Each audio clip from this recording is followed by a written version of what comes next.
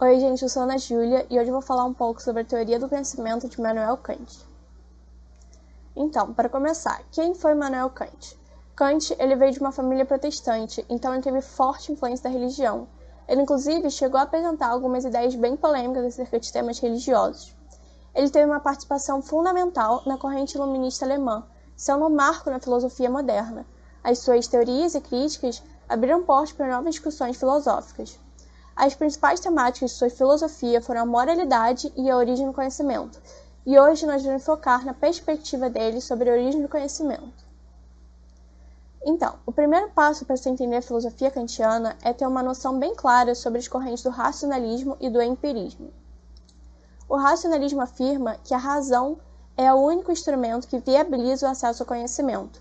Por quê? Porque para os racionalistas, a experiência sensorial ela é enganosa.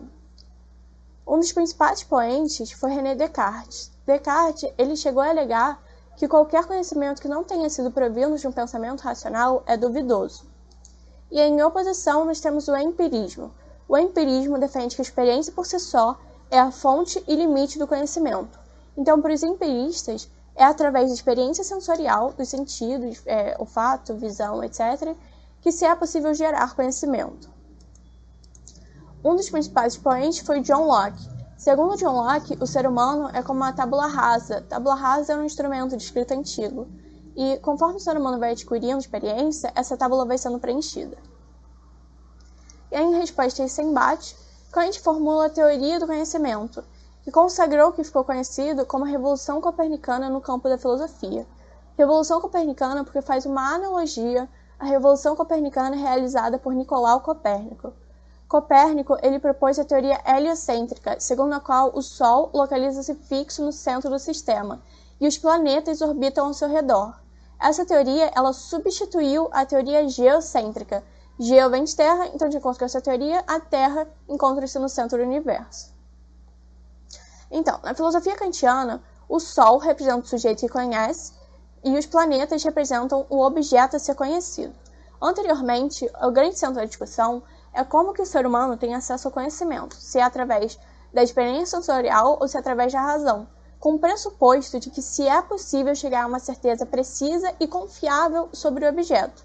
Kant ele vai negar essa premissa, ele vai dizer que não se é possível chegar a uma certeza do objeto na qual a gente possa apoiar com segurança sobre ela. Por quê?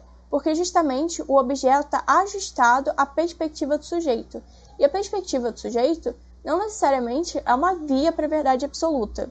Então, em síntese, o sujeito é a medida central de todo o conhecimento, e ao seu redor giram todos os objetos a serem conhecidos, e do modo como nós o vemos, e não como eles são na realidade.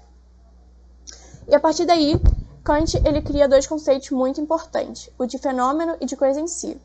Fenômeno é a representação que extraímos do objeto. Não corresponde à realidade como ela realmente é, corresponde à realidade da perspectiva do sujeito. E a coisa em si é aquilo qual a razão não pode conhecer, sendo assim incognoscível. E por que a razão não pode conhecer? Porque justamente o sujeito ele impõe a própria perspectiva sobre a coisa em si. E isso acaba gerando representações, o fenômeno, que não condizem, que não correspondem com a realidade objetiva. Mas para Kant, isso não impede o ser humano de pensar sobre a coisa em si. Acontece que qualquer conclusão, qualquer pensamento que se tire sobre a coisa em si, ele não passa de uma especulação. Por quê? Porque não se pode chegar a uma certeza confiável sobre o objeto, sobre a coisa em si. E quem é esse sujeito que conhece? Kant explica que é o sujeito transcendental. Então, o sujeito transcendental é aquele que detém o que é necessário para conhecer, sendo esses fatores a sensibilidade e o entendimento. Então, como é que a coisa funciona? A sensibilidade, ela capta informações sobre o objeto e o entendimento, ele vai interpretar e organizar essas informações. Então, por exemplo, eu vejo essa caneta, eu vejo que ela é azul, eu sinto ela, então eu percebo o formato dela.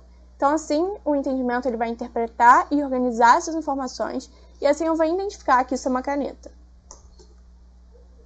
Tipos de juízo. Juízo é a forma como nós relacionamos as representações. Então vamos lá, nós temos o juízo analítico. No juízo analítico, o predicado está contido no sujeito. Por exemplo, o triângulo possui 3 lados. O triângulo é o sujeito, possui 3 lados, é predicado. Então, basta eu fazer uma análise do juízo analítico do sujeito para eu deduzir o predicado. Se eu te digo triângulo, você automaticamente vai pensar em uma forma que possui 3 lados. Aí, além disso, nós temos também o juízo sintético a posteriori. No juízo sintético a posteriori, o predicado não está contido no sujeito. Exemplo, a parede é branca. Não basta fazer uma análise do conceito parede para eu deduzir que ela é branca. Se alguém entra aqui de olhos fechados, por exemplo, não tem como essa pessoa saber que a parede é branca. Então, este conhecimento ele só pode ser adquirido através da experiência, por isso ele é a posteriori. No caso desse exemplo, é só utilizando a visão que se pode deduzir que a parede é branca. Então vai ser justamente esse tipo de juízo, o juízo sintético, que vai ampliar o conhecimento, porque ele acrescenta novas informações sobre o sujeito. E aí, por fim, nós temos o juízo sintético a priori. Como ele é um juízo sintético, o predicado não está contido no sujeito. Exemplo, 8 mais 7 é igual a 15. O 15 ele não está estritamente relacionado ao 8 e ao 7. Eu poderia te dizer, por exemplo, que 30 dividido por 2 é igual a 15, ou que 14 mais 1 é igual a 15, ou que 6 mais 9 é igual a 15, enfim. Então, o predicado não está contido no sujeito. E esse conhecimento, ele é antecessor à experiência, por isso ele é a priori. Então, eu não preciso fazer contas repetitivas ou ir para um laboratório para comprovar que 8 mais 7 é igual a 15. Então, vai ser sobre esse juízo, sobre o juízo sintético a priori, que a ciência vai se fundamentar. Por quê? Porque ele cumpre com todas as exigências necessárias para configurar um conhecimento científico. E quais são elas? Ele é necessário, então 8 mais 7 é igual a 15 e não tem como ser diferente disso. E ele é universal, então aqui em qualquer lugar 8 mais 7 é igual a 15.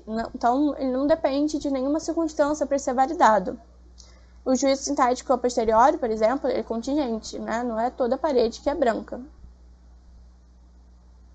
Então, com isso, chega ao final da aula. A teoria do conhecimento de Kant ela é bem vasta, eu quis mais trazer um resumo mesmo. E é isso, espero que vocês tenham gostado. Até a próxima.